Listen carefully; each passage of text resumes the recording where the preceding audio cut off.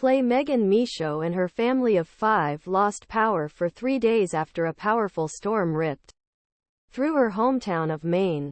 And a new challenge is sneaking up on her. It's almost Christmas time. This morning my second grader said to me, "It's 5 days until Christmas." And I told myself that couldn't be true. Said Michaud, 42, of Kennebunkport. But it turns out the calendar keeps ticking even when you're in the middle of something. Michaud had to throw away all the family's food because of the chaos the storm caused in Maine. She wasn't able to wrap a single gift or start preparing Christmas dinner. He spent 3 days heating his home with a gas fireplace, walking back and forth through his parents' house, and patiently waiting for the electricity to return until it finally came back on Wednesday afternoon. It's a scene playing out all over northern New England, where the devastation caused by an unexpectedly powerful storm has turned the festival season into something completely different. Monday's severe pre-Christmas storm caused dangerous flooding and widespread power outages in Maine. The storm left hundreds of thousands of people in the dark. Ski resorts closed, roads washed out, bridges closed, and families throwing away spoiled holiday food.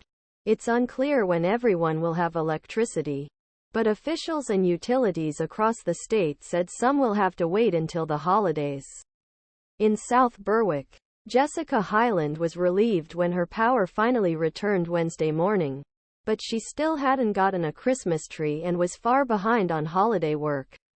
"I was heading towards mild to moderate hysteria," she said. A car floats in a flooded parking lot at the Hathaway Creative Center along the Kennebec River in Waterville, Maine. While some rivers in the region were rising higher, people in the U.S. Northeast were still cleaning up after a major pre-Christmas storm dropped torrential rains and brought damaging winds from Pennsylvania to Maine. Some of the heaviest damage was in Vermont and Maine. Others, like Ellen Briggs of Portland, were tending to thousands of trees downed in the storm. "There's a lot of debris that needs to be cleaned up now," said Briggs, whose yard has a 200-foot white pine collapse. At least 5 people in East Coast states during the storms. Deaths were reported in Pennsylvania, New York, Massachusetts, and Maine. Democrat Maine Governor Janet Mills said water levels are expected to drop in the coming days, but they remain dangerously high and pose a serious risk in many parts of the state.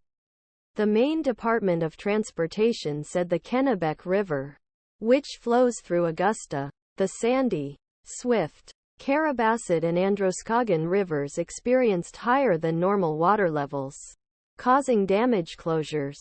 Mills on Wednesday urged people in hard-hit areas to avoid travel.